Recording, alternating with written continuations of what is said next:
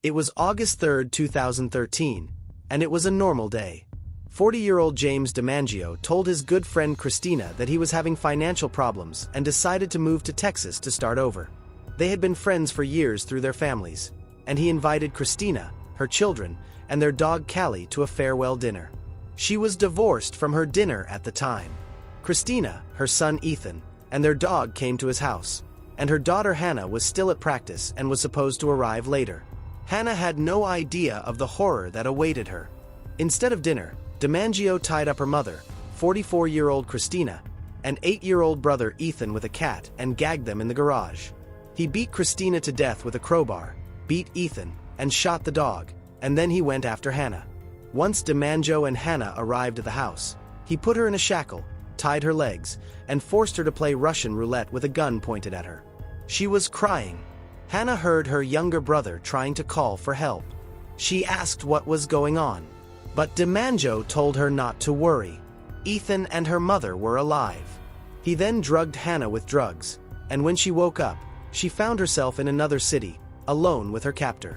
Her mother and brother were not with them. DiMaggio was driving Hannah to Idaho, but before he left, he planted explosives in his house and set a timer. Soon after he left with Hannah, his house exploded. The neighbors called the fire department, and when they arrived, they found 2 charred bodies of people and the charred body of a dog. They were burned beyond recognition, but they were able to identify the bodies of Christina and Ethan. The cover-up showed that Christina had been hit in the head at least 12 times, had a broken arm, and had a slit neck.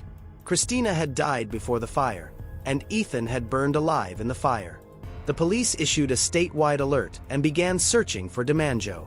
Hannah's father was a friend of DiMaggio's and had contacted him on television, begging him to let his daughter go. A few days after the abduction, people who saw the blue Nissan reported it to the police. There were also witnesses who said that DiMaggio had bought a blue tent and other camping gear before abducting Hannah. Therefore, it was hoped that DiMaggio's affection for the girl would save her life. On August 8th, 2 couples were riding on the Waidaha River when they came across a man with a house cat and a young girl. They found it odd that such a young girl would be accompanied by an older man who didn't look like her father. DiMaggio had stopped killing Hannah and anyone who tried to help her, so she smiled and didn't show that she was being held captive. A tourist on a shad also found it odd that the young girl was wearing tattered pajama pants and sneakers. They also thought that this was not appropriate clothing for a walk, but didn't pay attention to it. It wasn't until they got home and saw a news report about the criminal that they immediately called the police. 250 FBI agents arrived to search for the girl. The problem for the police was that it was a huge area. 2.5 million acres of forested mountains, deep ravines, raging rivers, and difficult terrain. It was the perfect place for a kidnapper to hide. Rather, the police found DiMaggio's blue car hidden under some bushes. They knew he was there, but he was nowhere to be found. Anyone who walked along the trail was stopped and questioned by the police. The last person to leave the trail on Friday, August 9th, said he had seen a man and a teenage girl camping high in the mountains at Moorhit Lake. Then early on Saturday, August 10th, the police took off in a helicopter to search for DiMaggio and Hannah in the mountains near Moorhit Lake. At first they saw no one and were about to turn back, but decided to make another circle. One of the policemen involved in the operation said, "We circled a few more times and looked around carefully, and then we saw a blue tent."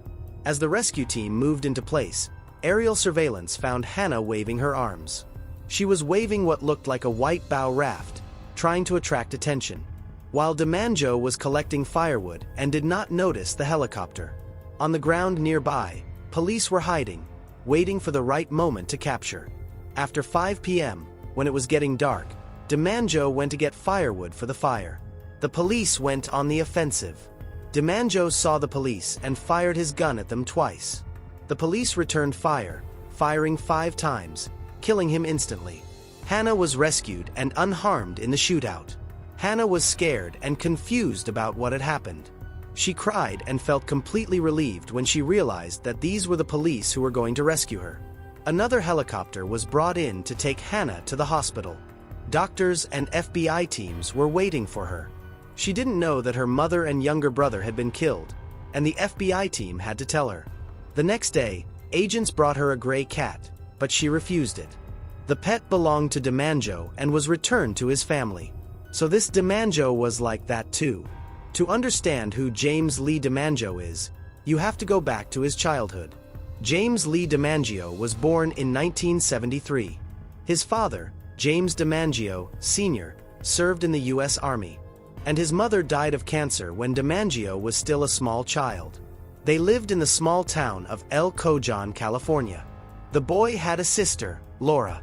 They were very close, and together in childhood they experienced not only the death of their mother, but also many other misfortunes and problems. After the death of his mother, his father got together with another woman, Teresa Dussensbury. In 1988, he broke up with Teresa because he fell in love with her 16-year-old daughter. This story is surprisingly reminiscent of DiMangio's strange love for Hanny. The father confessed his love to a young girl who was the same age as his own son. He showered her with gifts and persuaded her to run away with him, promising that he could give her a better life. But the girl was very afraid of him and refused his advances. Unfortunately, DiMangio's father was not one to take no for an answer. On July 18, 1989, armed with a gun and a pair of handcuffs, he put a stocking over his head and broke into Teresa's house. Teresa was at work, and her daughter was at home with her boyfriend. DiMangio got up and locked the girl in the bathroom. While he was tying the guy to the bedpost with handcuffs, the girl jumped out of the bathroom window in horror and ran for help. Afraid that the police would come, he escaped. But his crimes did not end there. On the Parenthood of the same year, DiMangio Sr. used drugs all night with his two friends Cynthia and David at an El Cajon motel. In the morning, he argued with Deborah over Cynthia, came in a rage and grabbed a bat. "I have nothing to lose," he said, beating the Valha half to death before running away. Once Cynthia came to, she found her hands tied with rope and her parents wedged in a bunk. David was lying face down in a pool of blood, but still alive. He was very lucky. Cynthia was able to untie her hands and call for help. DiMangio Sr. turned himself into the police 9 days later. He was sentenced to 2 years for the beating and only 3 months for the break-in and attempted visitation of his ex-girlfriend Teresa's teenage daughter. When DiMangio's father was released from prison, he sent his son to Teresa's daughter at school to deliver a message. And he said, "My dad's not home, but he'll be waiting for you after school." The girl was very scared and called her mother in tears. The mother took her daughter out of school and they had to move to another state. They changed their names and started a new life away from DiMangio Sr. DiMangio Sr. was a very cruel person, including towards his children. He would often beat them for no reason. Almost 10 years later, on August 10, 1998, DiMangio's father was found dead in his home. His son DiMangio and his sister Laura, having experienced all these horrors in their father's behavior, vowed never to follow in his footsteps and not to be like him. But, unfortunately, DiMangio could not keep this promise. He served in the U.S. Navy for 4 years. Then he moved to San Diego and began working as a technician at a research institute.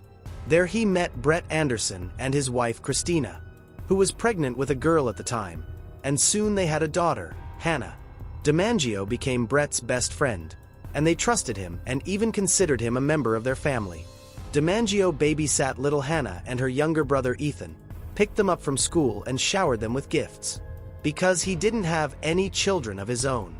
But DiMangio became so close to the Anderson family that he even took out $112,000 in life insurance on their children. When Hannah's parents divorced, her father moved to Tynossi. Hannah turned to DiMangio for advice as a father.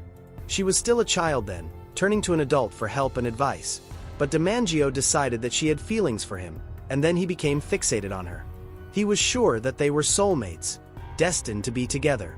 One day, he was driving Hannah home after cheerleading practice and asked Hannah why she was paying so little attention to him and complained that he couldn't stand to see her kissing her boyfriend because he was in love with her. DiMangio even suggested that they go away together somewhere where it would be just the two of them. Hannah recoiled from him and didn't take his words seriously. She decided not to tell her parents so as not to ruin their friendship over something stupid. But she was wrong. DiMangio didn't back down, but instead decided to take matters into his own hands, and within weeks, he changed Hannah's life forever by killing her mother and brother and kidnapping her. After DiMaggio's murder, his sister Laura filed a $20 million lawsuit against the FBI for wrongful death and unlawful use of a weapon. She claimed that her brother was an innocent man and he was trying to protect Hannah, but she lost in court. Laura was the first to suggest that Hannah was involved in the murder of her family members and her kidnapping, and that she had forced her brother to stage the whole thing. I think that Hannah may have gotten herself into a tough situation that she couldn't get out of, and my brother gave his life to protect her. Despite the horrible tragedy she had to endure, Hannah did well in high school and was even voted prom queen. She went to college where she is currently studying forensic science and criminology to become a detective. Being an FBI agent has clearly influenced her career aspirations.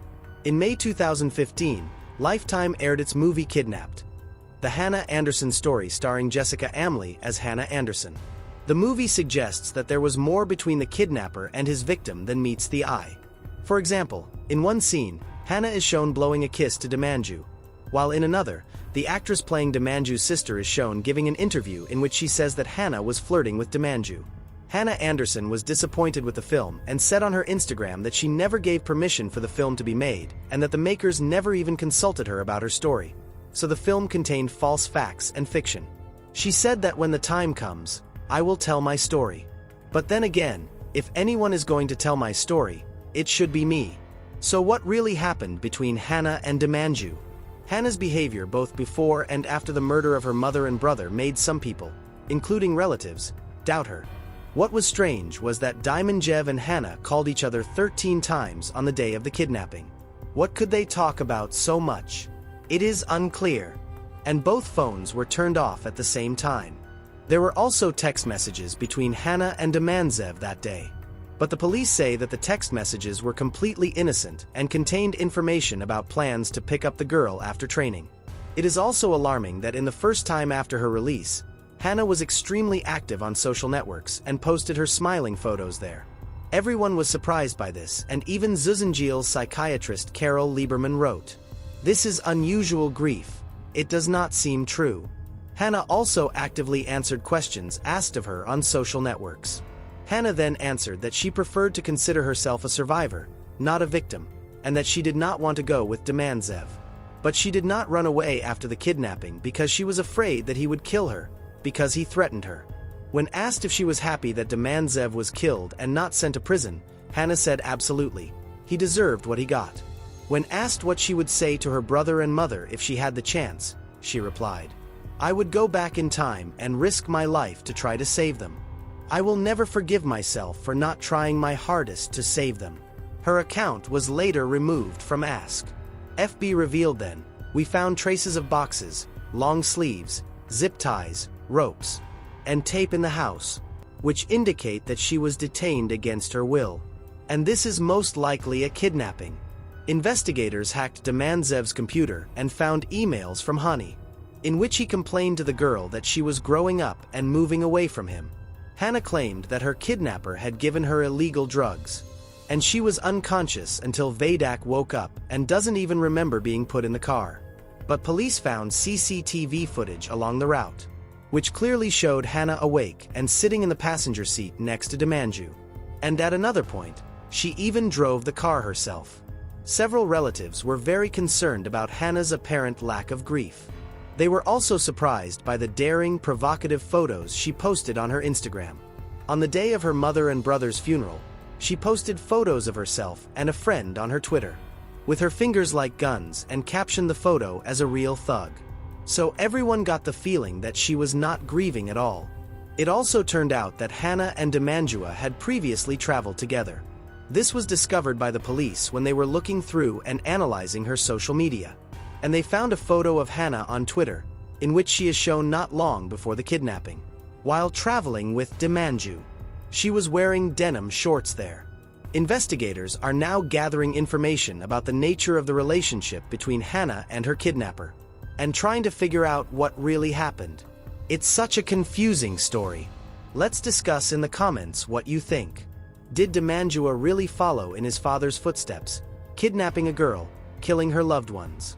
Or perhaps, this Hannah herself valued her kidnapping, and she is like a wolf in sheep's clothing. What do you think it could have been? Share your opinion in the comments. If you liked this video, Put likes, subscribe to the channel. Press the bell so as not to miss new videos. You can also share this video with your friends. Thank you all for watching and supporting.